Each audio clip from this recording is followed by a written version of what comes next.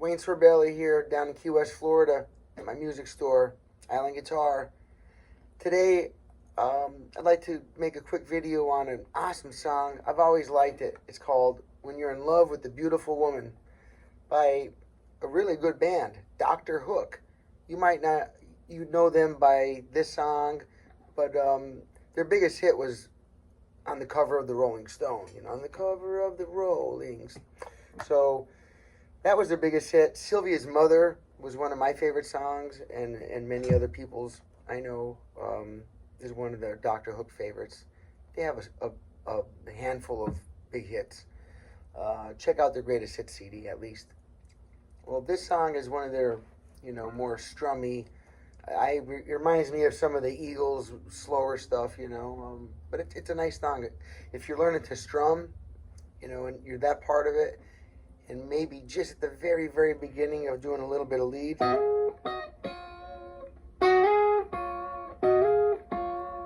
There's a few little leads, and not really guitar solo, but like fills, beautiful fills in there. Notice I have a capo, which is a clamp that goes on your guitar. So I start in standard tuning. They capo the first fret, so that brings this up to F, A sharp, D sharp, G sharp, C, and F. Once I put the capo on to make the video, I use my tuner.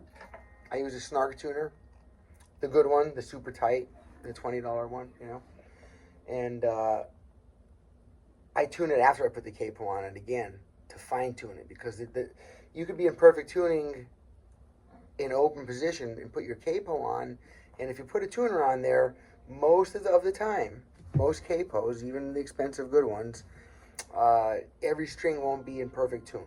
Usually one are out or two are out. It's just the way it works.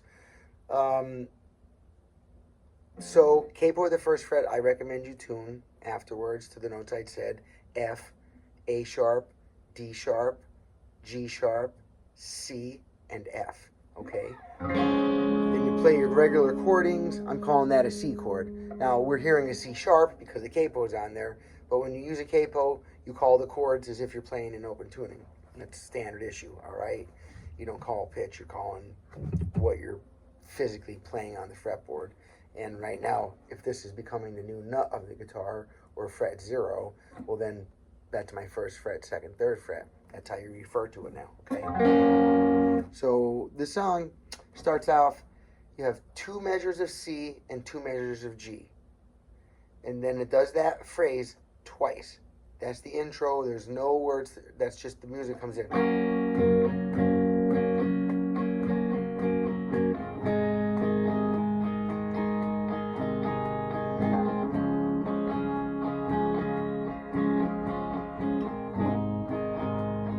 And the words come in. When you're in love, beautiful. I can't sing it or they'll copyright me. Twice it does that for the intro, and then again twice with words. The verse starts. The beginning we call the intro. There's no words. It's just C, C, G, G. And 1 measure of each, meaning 4 beats of each. If you're just starting off, I recommend strumming the 4, or 3. If you can't change the chords quick enough yet, you do like this: 1 and 2 and 3 and 4 and 1 and 2 and 3 and 4 and actually it will be 2 measures of each. So you can be like 1 and 2 and 3 and 4 and 1 and 2 and 3 and 4 and 1, 2 and 3 and 4 and 1 and 2 and 3 and 4 and so notice I'm counting to 4. I'm strumming on every beat except for the 4th beat. I'm still saying that time because the song's not going to pause for you to change the chord. So I'm just not strumming that one chord, and I'm using that time to change the chord. Now, once you've watched this video a couple times, hopefully you graduate up to the point where you can change it in time and strum along with 1 strum per beat. Because I'm not only just showing the chord progression and map for this song, I'm also using it as a guitar lesson. I'm using this song as a way to teach my students how to actually play the instrument for real, the language of it, how it works, okay? So after it does that, like I said, the intro's 2 lines of C, C, G, G, times 2, right? And then C, C, G, G, when the words are coming in. When you're in love with a beautiful woman, blah, blah, blah, blah, blah. And does it twice, just like the intro, but there's words over it. And then it changes to an E minor chord. And you know the C like this. The G is like this, you know. Watch. C, right? And then you can use this G or this G. It doesn't matter how you're fingering it. People have their ways of doing it. Okay. And then the next chord in here is going to be E minor. And that's just, here's your E major. That is an E minor. So right there. Those two. Okay. 2, 3, 4. 1, 2, 3, 4. Then after that it goes to the C. And it splits the measure. So it's going to be 2 strums on the C. And then 2 strums on what we call a G/B. Which means it's the G chord, but you're taking that note off and you're not strumming that string, and it's the bass becoming the root note, or not, I'm sorry, it's the B becoming the bass note of the chord, okay? Which gives a little bit of a different ring than, not much, okay, but that's the chord he chose to use, so that's what I'm showing you, all right? So it'll be 1 and 2 and 3 and 4, 1 and 2 and 3 and 4, and 1 and 2 and 3 and 4. And once again, this next chord is a G chord, basically, just without that bass G on there. Because don't forget, you still have a G note here, you have your G string open, that's your G. So you don't need 3 G's to make the chords. You only need 1 of each note. There's 3 notes to make a chord. You only need 1 of each to make a chord. Anything beyond that is just duplicate. Okay, it's for embellishment, harmony with yourself or whatever, right? Octave harmonies. But anyway, we'll say it like this. Here's the G. You just take that finger off and you strum from the B down. So it'll be 1 and 2 and 3 and 4. And then it goes to the A minor for 2, 1 and 2. And the A minor, like that. It looks like an E if you know the E major chord, except everything's down. Here's your E major, right? There's your E minor. Well, if you move that down 1 string each, then now you have A minor. And if you take this finger off here, then now it's A minor. I'm sorry. This is A major, right? These 3 in a row. But this is A minor. This one, so we're using that A minor chord. So you got C, 1 and 2, and the B bass over the G, 1 and 2, 1 and 2, and 3 and 4. That last measure, so like the C and that G chord without the G on the bass, they split the measure 1 and 2, and then you change the chord 3 and 4. This last measure, though, it's a little tricky, especially for beginners. I'm sorry, you might stumble on it a little bit at first. It's 1 and 2. On the and of the 2 is when he goes to the D chord. So you really don't have a lot of time to change there. 1 and 2 and 3 and 4. So I wouldn't strum both beats of the A minor. I guess to start, I would just strum 1. But you have to count 2. 1 and 2 and 3 and see it? 1 and 2 and 3 and 4 and all over again. 1 with the beautiful 2. 1, 2, 3, 4. 1, 2, 3, 4. 1, 2, 3, 4. 1, 2, 3, 4. 1, 2, 3, 4. 1, 3, 4.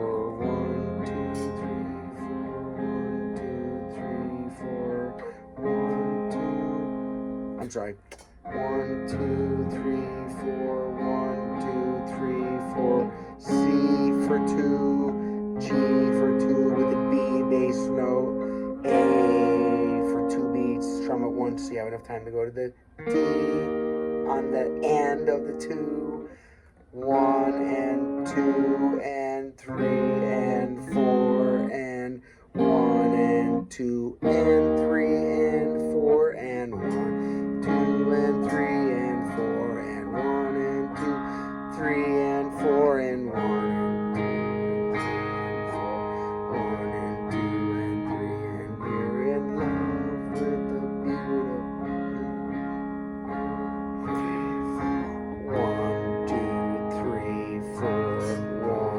slow it down and go through it now. 1, 2, 3, 4. 1, 2, 3, 4. C for 2 beats. 1, 2. G, B bass. 1, 2. 1, 2, and 3, and 4, and all over again. Now, I mentioned earlier in the beginning about doing that little fill in there.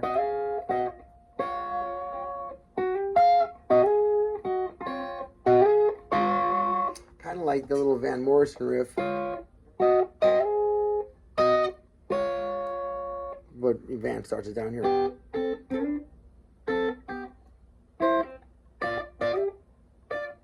I am changing it a little tiny bit. If I do it exactly like the record, they've been copyright striking, or copyright claiming my videos. So I'm noticing a way around it that people use that I like.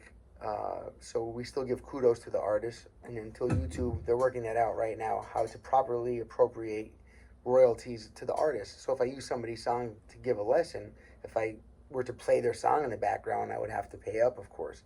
But just showing you as a way of study or learning, education, that's copyright free. But if I actually play their song, or if I sing their melody exactly, then they own that, and they will own my whole video, not just that portion of it, which is what they're trying to change in YouTube.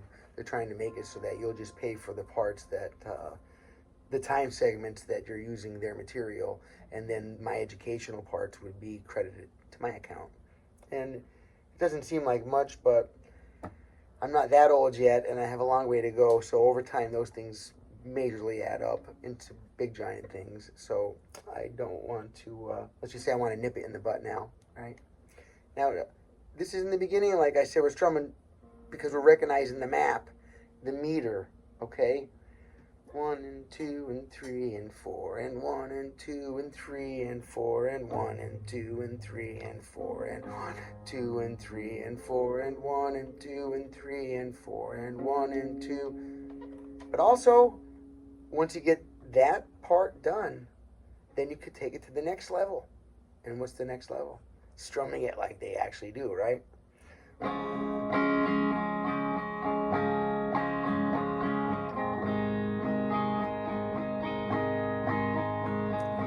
Down, down, up, down, up, down, up, down, down, up, down, up, down, up, down, down, up, down, up, down, up, down, down, up, down, up, down, up, down, down, up, down, up, down, up, down,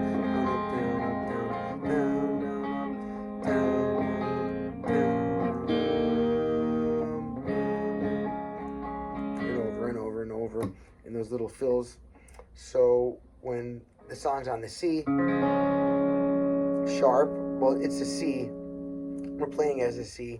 So now our C is going to be here, moved up one, because we capoed up one. So now instead of our C chord being, at first fret,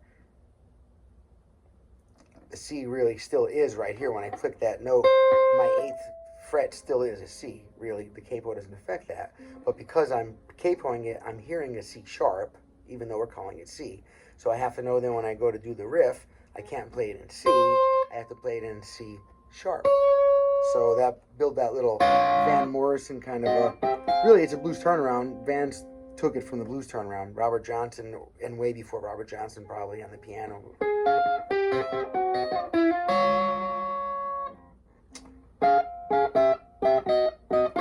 Nobody owns that, I'll tell you that right now, okay? Everybody must get owned. And you don't own that one, Bob, even though you made a good song out of it. But nobody can own a standard riff like that. Nobody owns, let's see, it's a zillion songs, right? But anyway, I'm getting off track. And I don't edit my videos. I like to do them like a real in-person video lesson, I think it has more content, more real content. That's my perspective. No disrespect to anybody that's spending all day editing their videos, okay? I just give it as it is. If I make a little mistake, I say I'm sorry. The more you do it, you get used to it. It's good to laugh at yourself, when I look back sometimes, I laugh my butt off at some of the videos and some of the things I do. Sometimes I think it has an entertainment value of its own. I couldn't script that stuff. Anyway, so to chase the C sharp over here, I'm outlining a little major C sharp coming from the C sharp full E chord form of the C, E, F, G, A, B. Don't skip one C. I'm just taking the very, very little bottom part of that, and then I'm not even playing the middle note, just outlining it, and I follow this chord up, and that would be in C, but we're in C sharp now, because we have a capo at the first fret.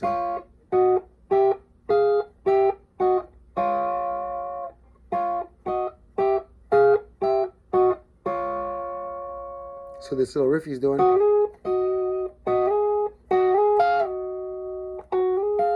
you'll hear him doing it.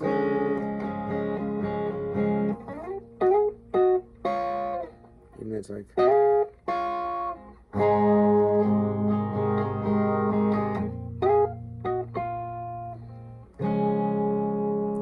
play around with it. You'll find it. Listen to the record, or I'm saying record. I'm showing my age, right?